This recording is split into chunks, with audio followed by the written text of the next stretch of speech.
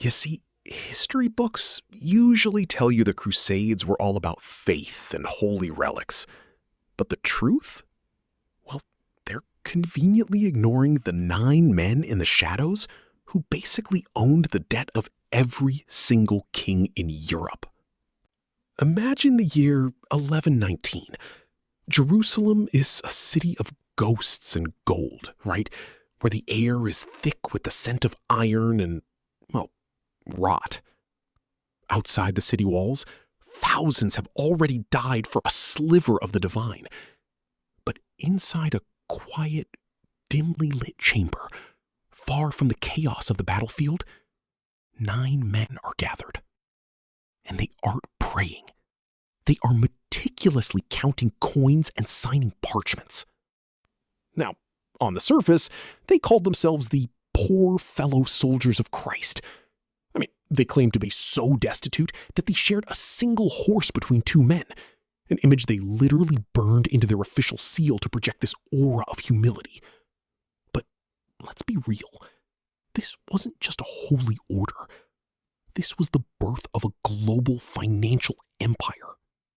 While the rest of the world bled for God, these 9 men were building a vault.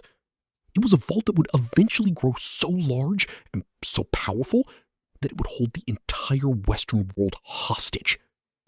Leaning in, but to understand how a handful of knights became the masters of Europe, we really have to look at what they were doing when they were, fighting.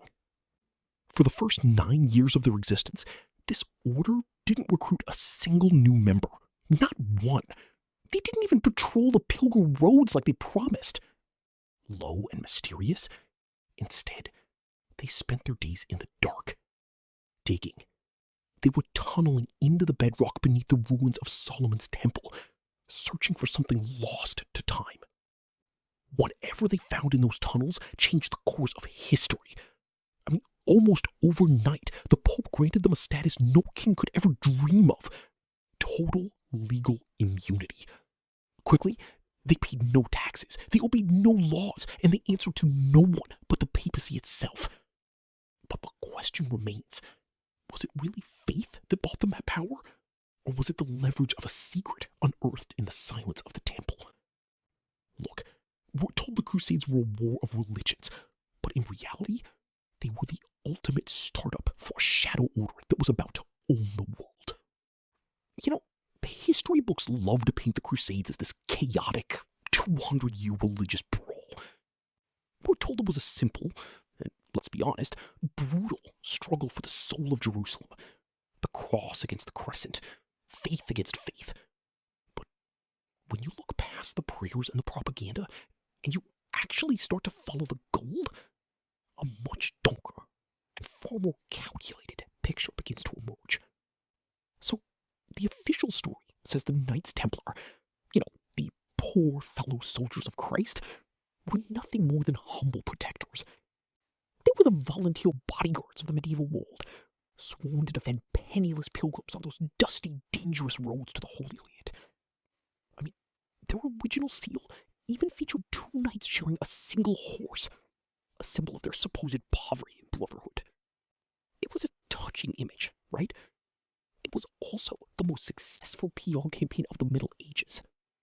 While the rest of the world was distracted by the grand speeches of popes and the clashing of massive armies, this shadow order was playing a completely different game. People were just looking for salvation. They were looking at the maps. They strategically positioned themselves right at the throat of the Levant, seizing control of the most lucrative trade routes in the known world. If a merchant wanted to move silk from China or spices from India into the heart of Europe, they had to pass through the gates the Templars controlled. They basically turned the Holy War into a massive continental startup. While kings were going bankrupt just trying to fund their campaigns, the Templars were busy acquiring ports, vineyards, and mills. They were building a corporate empire, all under the guise of a crusade. But, you see, this is where the math stops making sense. Even with trade taxes and generous donations, the speed of their ascent was just possible? Firmly, in less than a single generation, a group that took a literal vow of poverty became the wealthiest, most influential organization on the planet. I mean, they didn't just grow, they exploded. They went from begging for scraps to lending money to the very kings who once looked down on them.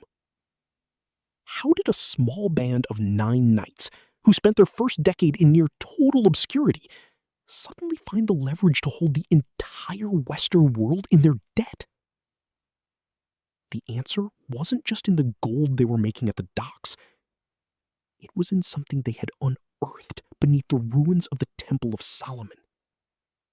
Something so valuable, or perhaps so terrifying, that it gave them the power to rewrite the rules of civilization itself. And as we're about to see, what they found in the dark wasn't just gold. It was a secret that could topple thrones. To understand the true power of the Knights Templar, you have to stop looking at their swords and start looking at their ledgers. By the mid-12th century, you see, the order had evolved from a band of 9 poor knights into something the medieval world had never seen before, the world's first multinational corporation. And they did it with a single piece of parchment that changed the rules of the game forever. In 1139, Pope Innocent II issued a papal bull known as Omne Datum Optimum, Latin for every perfect gift. But for the Templars, it was the ultimate get-out-of-jail-free card, right? This document granted them total legal and financial immunity. They didn't have to pay taxes, they could cross any border without interference, and they were answerable to no one on Earth, except the Pope himself. In an era where kings and lords controlled every inch of land, the Templars became a sovereign state that existed everywhere and nowhere at once. But look, a get-out-of-jail-free card is only useful if you have the bankroll to back it up. And boy, did they have it. You see, the Templars realized that the Crusades were a logistical nightmare. If you were a noble traveling from London to Jerusalem, carrying chests of gold was essentially a suicide mission. You were a walking target for every bandit and pirate from the Thames to the Jordan River. So the Templars engineered a revolutionary hack: the letter of credit. It was, quite literally, the birth of the modern checkbook. You could walk into a Templar preceptory in London, deposit your gold, and receive a coded document in return. When you finally arrived in the Holy Land months later, you simply handed that paper to the local Templar master, and he would give you your gold back. Of course, the Templars didn't do this out of the goodness of their hearts, right? They charged a hefty transaction fee. Within decades, they weren't just protecting pilgrims, they were managing the wealth of entire nations. They became the primary lenders to the kings of Europe, financing wars, dowries, and even cathedrals. Think about the leverage that creates. When you own the debt of a king, you don't just own his money, you own his policy. This God-sanctioned cartel held the papacy and every European monarch in a financial chokehold. They had created a system where the flow of gold was just as lethal as the edge of a blade. But as the Templars grew richer than the empires they served, people started to wonder, what exactly were they doing with all that wealth? Because while their public face was one of piety and service, behind closed doors, their influence was beginning to bleed into something much darker. And as their shadows grew longer, the very kings who owed them everything began to realize that the only way to get out of a debt this big, well, was to eliminate the debt collector entirely. Well, to really understand the end of the Templars, we have to go back to their very first mystery. You see, in 1118, 9 knights arrived in Jerusalem, claiming they were there to protect pilgrims. But for the first 9 years of their existence, they didn't guard a single road. Instead, King Baldwin II gave them headquarters located directly on top of the ruins of Solomon's temple. And while the world saw 9 poor knights in dusty tunics, the reality was much more intense. Beneath the floorboards and the ancient stone arches, these men were digging. Archaeologists have since found tunnels dating back to this era, snaking deep into the heart of the Temple Mount, right? The question that has haunted historians for centuries is, what were they looking for? Some say it was the Ark of the Covenant or the Holy Grail, but the reality might be even more pragmatic. They likely found something that gave them immense leverage over the church, ancient scrolls or relics that acted as a spiritual blank check. Whatever it was, it transformed 9 nobodies into the most powerful bankers in the medieval world. But wealth, well, it's a double-edged sword. By 1307, the order had become the primary creditors for almost every crown in Europe. The biggest client was King Philip IV of France, a man whose ego was only matched by his bankruptcy. Philip realized he couldn't pay his debts, so he decided on a much more permanent solution. He would delete the creditor. In the pre-dawn darkness of Friday, October 13th, the king's men struck. It was a massive, coordinated raid across France, designed to catch the knights in their beds. They were charged with everything from heresy to worshipping a severed head named Baphomet. This wasn't just a legal move. It was a character assassination of an entire order. The following years were a blur of cold dungeons and the smell of iron and sweat.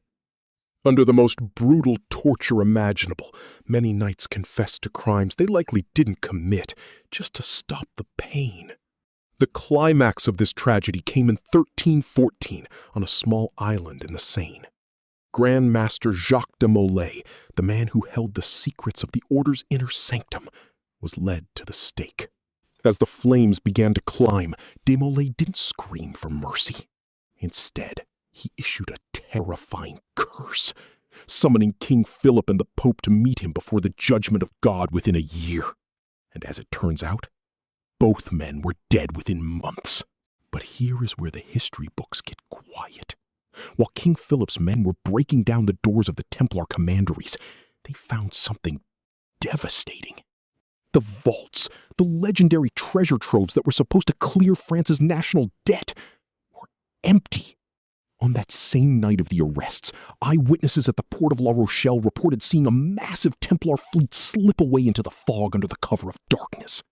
They carried the Order's archives, their most sacred relics, and enough gold to fund an empire. The ships vanished from the horizon, leaving no trail and no destination. Right? The Shadow Order had been broken in France, but their wealth and their secrets were now a ghost fleet on the open sea. And as the smoke cleared from de Molay's pyre, the world began to realize that while the men in the white cloaks were gone, their influence hadn't disappeared. It had simply gone underground. But where exactly do you hide an empire's worth of gold in the 14th century? Because if you look closely at the maps of the New World, drawn decades before they were officially discovered, you start to see footprints that shouldn't be there. You see, the burning of Jacques de Molay wasn't just the end of an era. It was the ultimate rebranding. Think about it. Before the Templars, if you wanted to move a fortune across a continent, you needed a small army and a whole lot of luck. But after them, you just needed a piece of paper with a coded cipher. They invented the letter of credit, you know. They invented international wire transfers. They created a world where money moved faster than the men who actually owned it.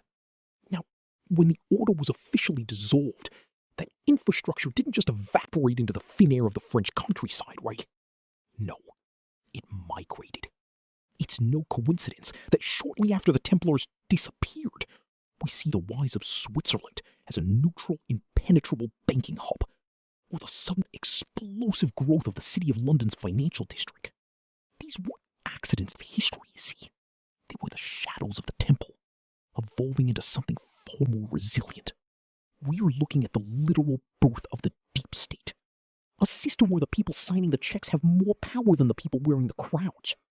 I mean, today, we look at the glass skyscrapers of Wall Street and the complex webs of sovereign debt, and we call it modern finance. But the Templars, they simply called it the business. The blueprint they created, international banking, immunity from local laws, and the ability to fund both sides of a conflict, is the exact operating system the modern world runs on today. They didn't lose their war against the King of France. They just realized that you don't need a white cloak and a sword to rule the world when you own the bank that buys the swords that... The Templars didn't just vanish into the mists of the 14th century, right? They traded their chainmail for pinstripe suits and their stone fortresses for digital ledgers. They realized that true power isn't found on a battlefield, but in the ledger of a counting house. So, we have to ask the final, chilling question. When you look at the global systems that govern our lives today, do you see a vanished order of knights? Or do you see a legacy that simply went underground to wait? Did the Templars truly burn at the stake? Or are they the ones still signing the checks from the shadows? Leave a comment below with your thoughts. Do you think the order truly vanished? Or are they still running the show? And hey, don't forget to subscribe to Global War Insights US to uncover more of history's darkest secrets. The deeper we go, the more the truth begins to surface.